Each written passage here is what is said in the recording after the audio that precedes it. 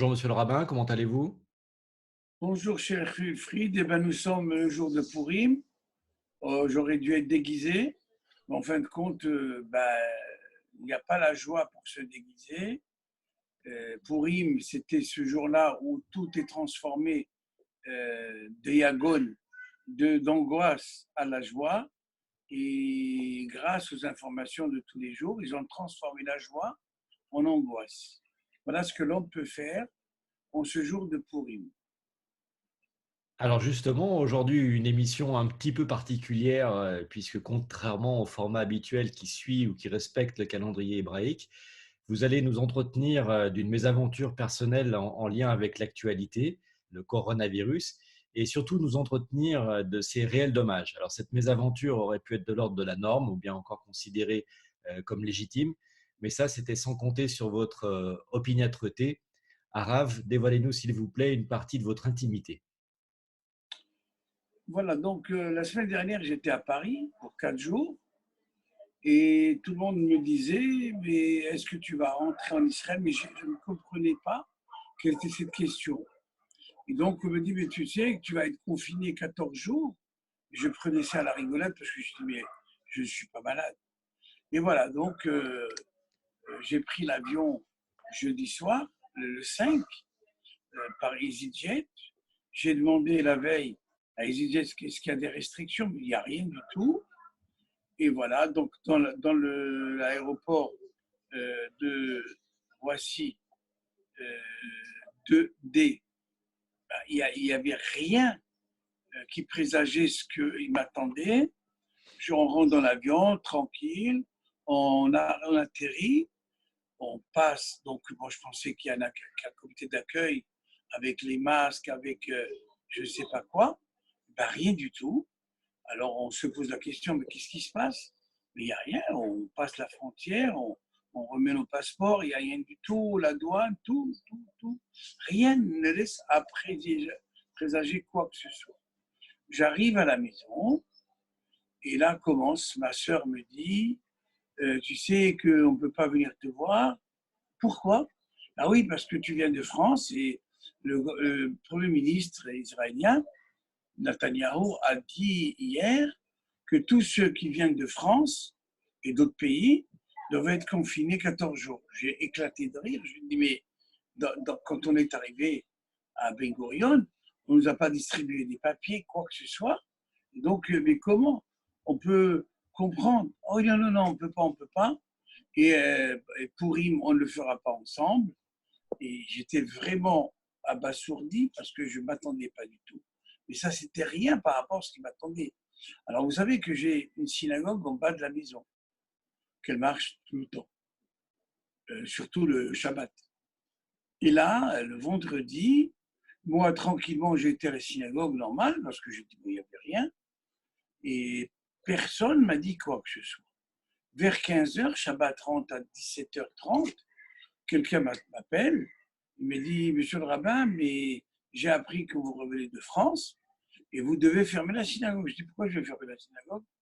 En plus, c'est un Shabbat Zachor, c'est Shabbat où, selon la tradition juive, on va entendre le Deutéronome qui parle d'Amalek, de Tibré, c'est-à-dire il faut l'exterminer. Et c'est une obligation thoraïque de l'écouter avec 10 personnes. Je dis, mais c'est Shabbat Zachor. Il me dit, ah non, non, non, non, vous devez fermer, vous devez mettre un papier comme quoi vous êtes donc en quarantaine et vous devez donc arrêter tout. Je dis, mais vous blaguez ou quoi? Mais j'ai rien du tout. Alors il m'a dit, non, non, c'est comme ça et non pas autrement. Et à ce moment-là, donc, il m'a dit, si tu ne le fais pas, ben, je vais déclarer, je vais appeler tout le monde, je vais lui dire. Je dis, ben, faites ce que vous voulez. Et à ce moment-là, je ne pensais pas qu'il va le faire. Et donc, à l'entrée de Shabbat, personne, à part 2 personnes qui n'ont pas été avisées, personne n'est venu. D'habitude, on est une vingtaine, trentaine. Et là, personne. C'est-à-dire, ils m'ont mis en quarantaine. Ils n'ont pas voulu s'approcher de la maison. Et les gens qui d'habitude venaient me saluer haute, moi qui suis le rabbin, ben, on n'a rien du tout. On a tout effacé. Le désert total dans la synagogue. C'est impressionnant pour dire que vous pouvez construire pendant des années. Et voilà, un monsieur qui a décidé, il leur a fait peur, il a téléphoné. Ça veut dire quoi? La délation pour dire que le rabbin, il est malade, il est confiné, et donc on n'approche pas. Et bien sûr, il leur a fait peur, et voilà, ils sont là. Donc, je me suis mis à penser, à réfléchir sur des conséquences que sans doute va être graves pour savoir est-ce que peut-être je quitte ici, je reviendrai que lorsque la, ce virus partira, mais ça donne à réfléchir sur le kivun, le sens de ce que vous allez dans votre vie prendre, parce que peut-être on s'est trompé du sens qu'on a pris jusqu'à aujourd'hui. Alors, cette histoire est absolument, j'allais dire terrible. Quand on en a un petit peu parlé pour préparer cette intervention, moi, ça m'a beaucoup inspiré. J'ai d'ailleurs quelques questions à vous poser en ce sens-là. J'ai mis moi en regard à la fête de Pourim et à tout ce symbolique et à cette notion de joie, de fête, d'échange, de partage. Moi, j'ai été tout à fait stupéfait de la réaction de cet entourage. Euh, alors maintenant, ma question est assez, j'allais dire, basique. C'est est-ce que l'info ou plutôt l'intox est-elle aujourd'hui plus forte que l'entendement? Alors, euh, c'est vrai que ça fait rire. Votre question fait rire. Parce que à un autre moment, on aurait vraiment éclaté de rire. Mais en fin de compte, je ne ris plus.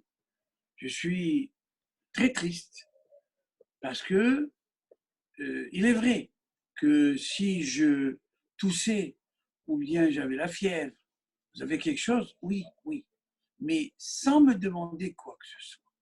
Bien sûr, c'est de l'intox total parce que regardez la loi d'hier.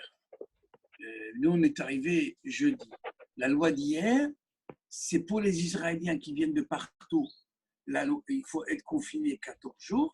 Et pour les étrangers, ils leur donnent 72 heures. Mais attendez, est-ce que le virus fait attention entre un Israélien et un étranger? On est tombé sur la tête. Ça veut dire que toutes ces lois-là, c'est de l'intox. C'est pas de l'info. Mais c'est vrai que je pense que le système il est tellement bien fait, c'est-à-dire on vous le dit à chaque minute, je ne dis pas une heure, chaque minute on vous dit encore un cas en Chine, au Japon, comme si d'habitude on était lié au Japon et en Chine, aux États-Unis et autres. Et donc, non seulement donc, on propage donc l'idée, mais bientôt ça va être la chasse aux l'homme. C'est-à-dire, on va dire, celui-là, il a été en dehors d'Israël, mais il faut le lapider. Et vraiment, j'ai c'est une impression que ça fait très peur. Et moi qui, au début, avais ri de tout ça, je ne suis pas sorti. Ça commence la psychose. Et donc, je regarde des gens avec un air qui fait peur, parce que j'ai dit, mais hier, on était amis. Aujourd'hui, on n'est plus amis parce que j'ai osé voyager, je suis revenu. Au lieu de dire, mais c'est un ami à nous, mais il ne peut pas. Et alors, mais où est la solidarité? D'accord. Eh bien non. En fin de compte, ça fait très, très peur. Alors, moi, je rebondirais là-dessus. Finalement, est-ce que le potentat de l'information des médias aujourd'hui doit-il être remis en cause au regard de cette situation? Parce qu'on voit qu'un coup de fil, finalement, peut détruire une vie de travail, d'investissement, de labeur, de relations sur des causes qui sont beaucoup plus essentielles, la Torah, son enseignement, l'évolution de sa propre évolution. Et on voit que, voilà, un coup de téléphone, tout s'effondre. Regardez, il y a un psaume 91. Le psaume 91, il relate ce qui se passe aujourd'hui. Mais comme il y a un rabbin qui a dit, j'ai entendu ce qu'il a dit, il a dit qu'il y a, depuis la création du monde, des bactéries dans l'espace. Heureusement pour nous qu'on ne voit pas. On ne voit pas, ce qui se passe, sinon on serait malade.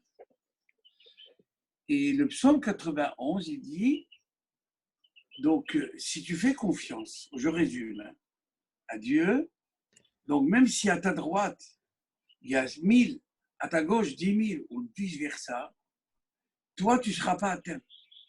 Ta émouna, ta foi en Dieu, c'est le meilleur vaccin. C'est-à-dire que cette émouna, elle ne va pas te créer la psychose parce que tu as la foi en Hachem.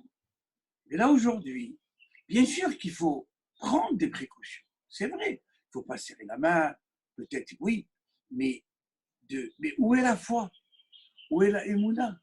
Où sont les psaumes? Où sont tout ce que nous racontons à nos fidèles? Mais vous voyez les gens qui se disent religieux, pratiquants, la foi en Dieu, disent non, il n'y a pas la foi. Il n'y a pas la foi. Parce que ce n'est pas la foi, étant donné qu'on appelle les gens à ne pas venir ici, à ne pas s'approcher du rabbin, à le mettre en quarantaine, alors que c'est lui qui dirige d'habitude. En fin de compte, il n'y a plus de valeur. Il n'y a plus rien. Au premier tac, eh ben, on jette tout, on a plus. C'est ça qui fait un petit peu peur. C'est pour ça que je vous suis oui. Il faut considérer que les États, comme en 2003, quand il y a eu la canicule en France, il y a eu 15 000 morts, juste en France. Je ne parle pas de ceux qui ont été atteints. 15 000 morts. Mais ils n'ont pas fermé la frontière de la France. Il y a eu juste le ministre de la Santé, c'était le mois d'août, qui n'a pas quitté son lieu de vacances. Il n'est pas venu pour être auprès de la population. Ils l'ont pris comme Sheir Azazel, comme ce bouc émissaire, ils l'ont fait payer. Et aujourd'hui, Netanyahou et d'autres, ils ne veulent pas payer comme c'est les élections et ailleurs. Alors, ils mettent la panique totale, comme ça, ils disent, mais je vous ai dit, je vous ai prévenu. Et donc, on y va. Allez, on attaque. Et donc, un raz-de-marée de faire peur. Il faut voir, ma femme, hier, elle a été faire les courses dans un grand supermarché. Elle a dit minimum 1 heure pour payer ses courses parce que toute personne avait 2 caddies pleins, des pâtes, le riz et tout ça. Et donc, c'est la fin du monde, ça y est, en fin de compte, on va être encerclé, on va être ça. Et je vous dis, pour rire, mais ils oublient que dans 3 semaines, un mois, il y a Pessah. Il faut se débarrasser de tout ça. Donc, mais personne ne pense que pourquoi faire? Mais si l'État dit qu'il n'y a pas de pénurie, eh bien rien du tout. Ils ont tellement fait peur aux gens que même les médecins, les professeurs de médecine disent il n'y a pas de panique. Et c'est là, chaque fois qu'ils disent il n'y a pas de panique, c'est la panique totale. Alors la foi, l'amour de l'autre, tu aimeras ton prochain comme toi-même et tout, je vous dis Wilfried, ça fait très peur. En fin de compte, c'est des textes qui sont quelque part dans une Torah, et la Torah a été mise dans le tiroir, on l'a cachée, qu'elle ne voit pas ça, et donc il n'y a plus rien. Il n'y a aucune valeur, comme je l'ai dit tout à l'heure, et je vous assure que ça fait très très peur, parce que c'est pas comme ça qu'on a grandi, c'est pas comme ça qu'on a appris, et ça fait peur aussi pour la délation. La délation. Ce peuple juif qui a peur de la délation, qui a subi la délation des pogroms et autres, mais en fin de compte, lui-même pratique. Et je ne parle pas de l'antisémitisme. Je ne parle pas de tout ça, que ces valeurs, qu'on dit non, on accepte tout le monde, malade ou pas malade. Et c'est de la foutaise. Quel malade? Malade, ils l'ont confiné, ils l'ont fermé. Et donc, alors où est l'amour du prochain? Où est le partage? Où est la achdout, l'union dans la tzara, quand il y a une épreuve? Eh bien, je suis désolé, il n'y a plus rien. Oui, je vais rebondir sur une partie de votre intervention qui laisse, je veux dire, qui nous fait beaucoup réfléchir, ou j'espère qu'il fera beaucoup réfléchir les gens. Moi, je voulais juste revenir sur un article que j'ai vu qui est paru il n'y a pas très longtemps, le 6 mars 2020, le journaliste s'appelle Monsieur Ider Nabili, donc article paru sur LCI. Et je voulais revenir sur votre remarque sur la canicule et le nombre de morts. Et là, c'est assez impressionnant. Je vous lis l'article, hein. Le chiffre officiel ne font état que de 72 morts. Qu'en est-il vraiment? Si le coronavirus se propage peu à peu dans l'ensemble du pays, un autre virus est bien installé dans toute la France, la grippe saisonnière. À l'exception de l'Île-de-France, toutes les régions sont déjà classées en phase épidémique. Depuis le début de l'hiver, Santé publique France fait état de 740 cas graves, dont 72 décès. Un chiffre qui peut paraître faible quand on sait que le nombre de victimes de la grippe saisonnière est estimé à plusieurs milliers chaque année. On parle de 10 000 morts en moyenne. Comment expliquer cette différence? Donc l'article continue.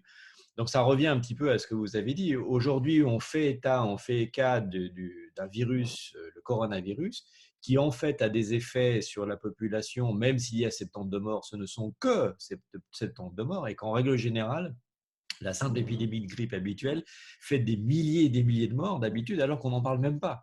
Alors moi, ma question par rapport à ce que vous avez dit et par rapport à cet article, c'est euh, serait-il opportun aujourd'hui de parler d'une nouvelle épidémie qui ne serait pas en fait le coronavirus, mais l'épidémie qu'on pourrait nommer la psychose, qui serait donc encore plus dommageable qu'une simple grippe? Qu'en pensez-vous, Arabe? Cher Wilfried, ça vous dit quelque chose?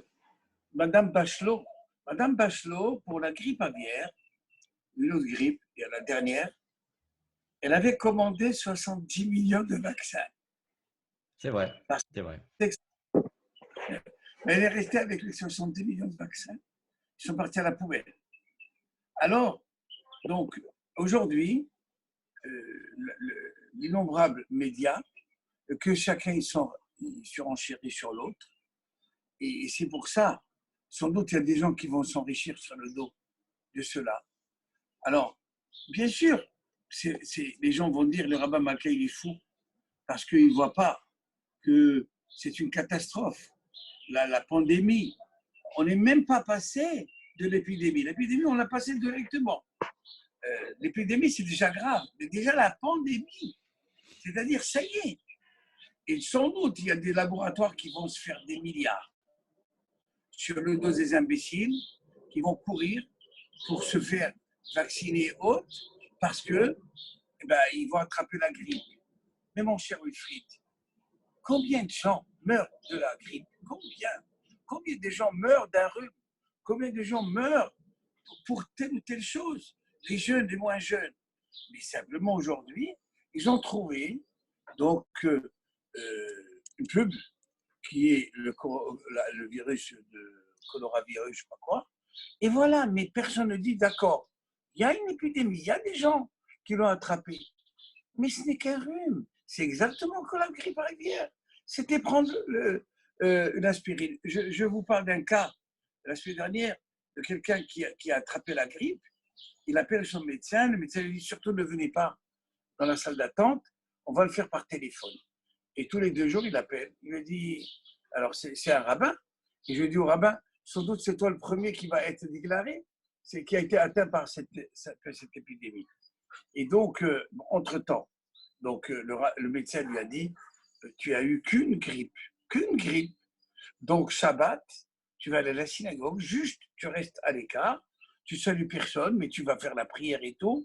Il n'y a aucun problème, tu peux, juste, quand tu tousses, tu prends des précautions. C'est tout. Mais de tousser, mais c'est toute l'année. On a dit les autres années, quand vous toussez, allez-y, faites-le sur tout le monde. Quand on a dit, quand vous mouchez, vous allez le faire à tout le monde, mais c'est les mêmes. Ah, pardon, je tousse, juste de passage. Donc, vous n'allez pas attraper la grippe donc, et le virus. Voilà. Et donc, jusqu'à présent, mais quand on a dit, bien sûr, de se moucher, on n'a pas dit de se moucher avec un mouchoir qui n'est pas jetable. Mais jusqu'à présent, c'est les mêmes recommandations. Juste, on a rappelé les bases. Vous vous rendez compte, le Premier ministre israélien, il sort de sa poche un mouchoir jetable pour dire voilà ce qu'il vous faut. Franchement, on ne nous a pas pris pour des imbéciles. À mon avis, les politiciens, étant donné qu'ils essaient de faire une coalition, je ne sais pas quoi, ils ont trouvé donc un cheval de Troie pour être dedans. Et voilà, et ça cache un petit peu, c'est l'arbre qui cache la forêt. Et voilà. Mais malheureusement pour nous, c'est comme on ne regarde pas l'histoire et on ne regarde pas ce qui s'est passé et la canicule et tout le reste. Et donc on croit que c'est nouveau. Mais chaque année, vous savez, dans la Gada de Pessah, on dit Bekrol de Vador, chaque année, certains veulent nous exterminer. Et Hachem, Kadosh Baruch Hu Batzilenu Yedam, seul lui, Dieu, nous sauve de leurs mains. Et bien la même chose, chaque année, à chaque génération, il y a un virus qui essaye de venir et déstabiliser les gens. Et c'est Akadosh Baruch Hu qui nous rappelle à l'ordre de temps à autre pour dire ah, il y a un tsunami, il y a, rappelez-vous, le volcan de l'Islande, il y a, rappelez-vous, tout ça pour dire tout est fragile. Faites attention, parce que si vous ne faites pas attention à la fragilité, j'ouvre une parenthèse, chef Fulfri, El Al, les Air France, et tout ça, ils ont déjà eu chacun 170 millions de déficit.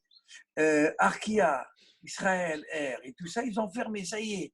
Et tout le reste, ça y est, on ferme tout ce qu'on a construit pendant des années, tout est fermé. Personne ne dit, mais attends, on a construit.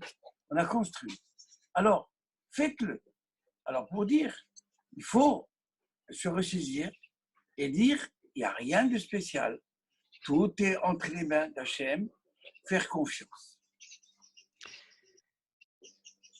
Dieu nous a fait un don magnifique, c'est le plus important, c'est la Torah. Il nous a aussi donné d'autres prérogatives essentielles à mon sens. Et je pense en l'occurrence au libre arbitre. Arabe, avec cet événement, pouvons-nous dire que nous avons perdu, tout au moins en partie, ce libre arbitre?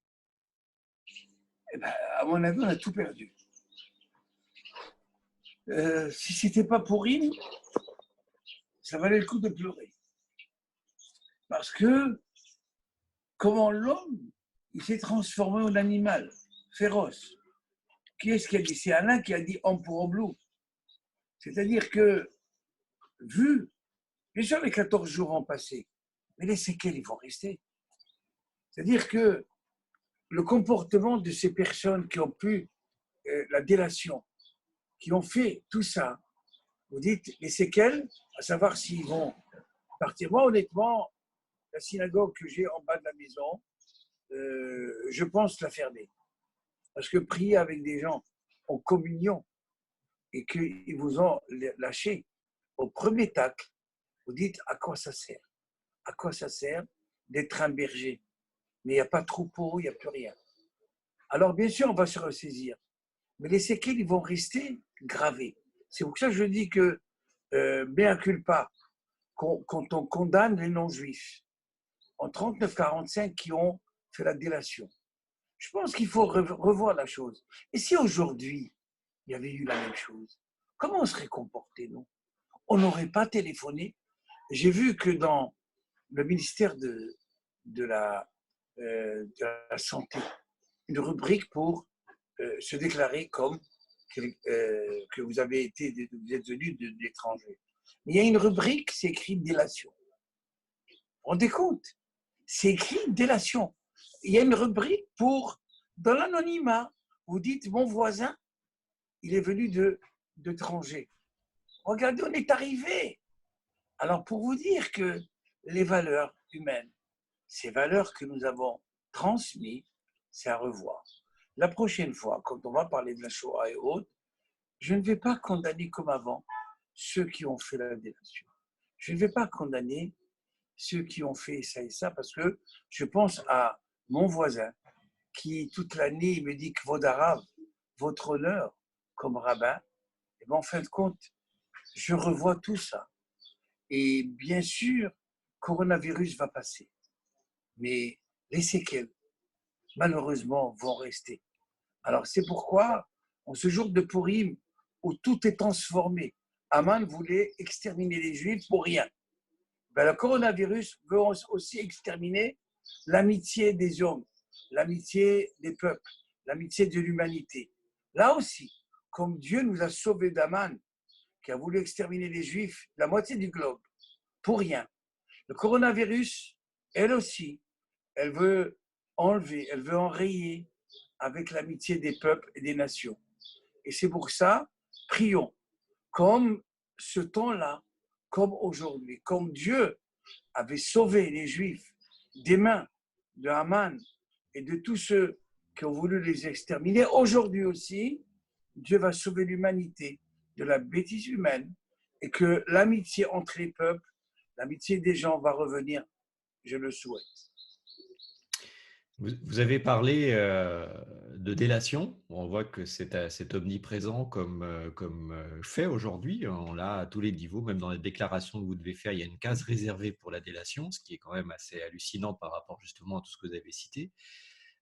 Moi, j'irais peut-être un petit peu plus loin. En tout cas, ça me fait penser à encore une autre dimension que la délation. Je fais allusion à la vindicte populaire, parce que quelque part, dans tout le processus qui s'est passé, ça va encore plus loin que la délation.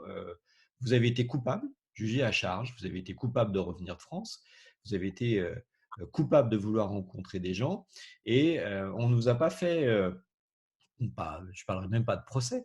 On n'a même pas eu l'outrecuidance ou la, la sincérité, l'honnêteté de faire un jugement équitable. C'est définitivement à charge, c'est un fait. Vous êtes un pestiféré, tout s'effondre, où plus rien n'existe. 30 ans de vie, 30 ans d'investissement, peut-être même plus que 30 ans d'ailleurs. Est-ce qu'on ne peut pas dire que cette société aujourd'hui, ou en tout cas ce coronavirus, a mis en évidence toutes les faiblesses de notre humanité, de notre société, de nos pensées, de ce que nous sommes finalement, et que nous avons encore beaucoup de travail à réaliser pour arriver à ce qu'on attend de nous, euh, parce qu'on doit quand même avoir une certaine, être prêt à atteindre en tout cas un certain niveau de solidité, si je puis dire, pour l'arrivée de Machia, parce que là, on est quand même, on a encore du travail devant nous, non? Dernier mot, vous l'avez dit, donc ça montre un petit peu d'abord la fragilité de l'humanité, qu'on n'a rien construit. C'est comme un tsunami qui vient, qui ravage tout. Donc le coronavirus, c'est la même chose qu'un tsunami. Il a ravagé tout. Et je pense aussi, donc, comme tout le monde le dit, c'est des signes du Mashiach. Et qu'il faut garder donc, le positif. Il faut revoir chacun de nous comment faire. Et est-ce qu'on ne sera pas comme ces gens-là qui font la délation? Je ne sais pas. Je ne peux pas dire que peut-être moi, qui aujourd'hui dénonce la délation, je ne serai pas comme eux. Je ne sais pas. Parce que je vis à l'Ochioche Betochami. Je suis avec dans mon peuple. Donc je ne suis pas mieux qu'eux. Et je suis quelqu'un qui est, donc, peut-être, moi aussi, je suis atteint du coronavirus, de la délation. Et vraiment, encore une fois, que personne ne juge l'autre. Parce qu'à savoir que lui-même, il est atteint par ce coronavirus. Et lui-même atteint peut-être que ça. Alors, il faut prier, il faut multiplier les prières, de dire est-ce que vraiment j'ai tout fait pour que moi, je ne sois pas comme eux. Voilà, si on peut le faire, c'est déjà une première leçon. Très bien, monsieur le rabbin, merci beaucoup pour cette intervention, un petit peu hors du standard, du créneau que nous avions habitué les internautes. Mais cela dit, je crois que c'était important de faire cette vidéo. Moi, en tout cas, elle m'a beaucoup interpellé, et tous les sujets évoqués et soulevés sont vraiment très, très profonds. Donc, j'invite tout le monde un petit peu à se remettre en cause, à retrouver l'esprit, pas l'esprit, oui, l'esprit critique quelque part, et puis surtout son libre arbitre, repenser à est-ce que j'ai bien travaillé finalement sur moi, est-ce que je comprends ce que je fais. Ça, c'est une grande question. Merci beaucoup. Nous allons reprendre, je pense, plus tard le fil un petit peu normal de nos vidéos. On se retrouvera, vous nous parlerez des 4 semaines qui précèdent Pessah, donc juste à la sortie de Purim. J'espère qu'on sera sorti de cette espèce de psychose liée au coronavirus. Merci beaucoup, Arav, à bientôt. À bientôt et Wilfried, notre amitié ne sera jamais touchée. Soyez-en sûrs, soyez-en sûrs. Alors là, vous pouvez compter sur moi. Pour sa mère. Pour Rime Saméar, merci Arav, au revoir.